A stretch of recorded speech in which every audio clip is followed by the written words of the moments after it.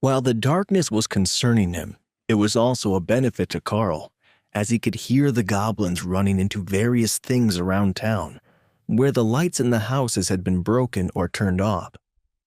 They might have a sneaky dart gun, but if they couldn't see him, then it wouldn't really matter what sort of weapons they had. They wouldn't be able to hit him. With that in mind, Karl shifted into the shadows of an alcove and waited for more goblins to be attracted by the noise and the smell of blood. He could hear Hawk hunting in the distance, the short shrieks of goblins as they were assaulted from above, cut off before they could get a full word out. Another pair of magic missiles from Dana took out 2 more goblins on the edge of the central square, while Karl saw another scurry into the corner by a set of stairs.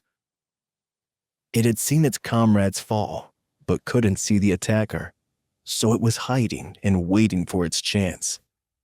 He couldn't afford to let it warn the others, so Karl crept up to the stairs and then tossed himself into the air using the railing so he could see down at the hiding goblin. The height shocked him.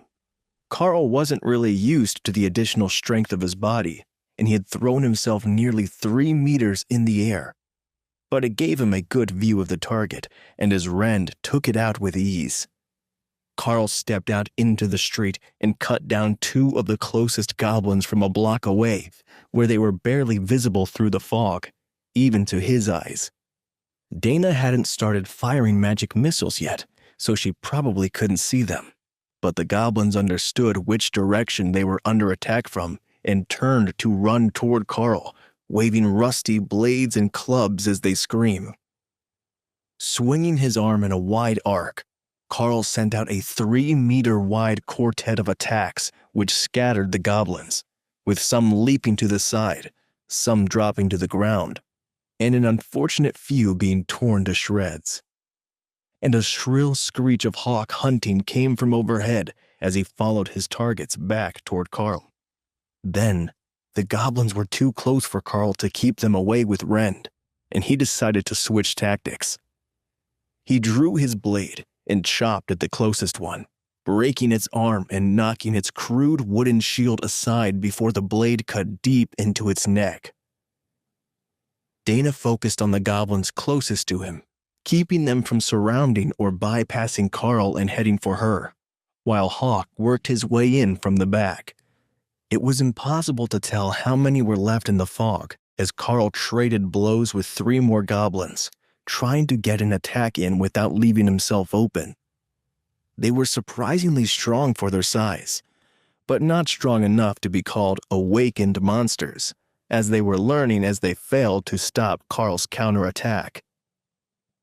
A wave of swordlight in the form of rend sliced through the goblins in front of him, giving Karl some breathing space, but the larger attacks were hard on his stamina, and he wouldn't be able to do that too many more times.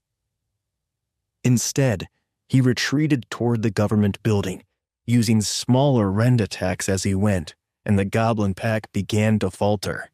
"I can't keep this up," Dana warned from the window above him as Karl reached the door to the building. "That's fine. You don't need to. Lock the window and take a break. I will defend the doorway while Hawk works outside. I think he has a bit more in him." Karl wheezed, winded from the exertion of fighting a larger goblin pack. "I have been going easy on them. Small attacks is all it takes, and they're too dumb to fight back." Hawk gloated. "Just keep it up and get rid of the rest. Don't let them find a way into this building," Karl instructed Hawk.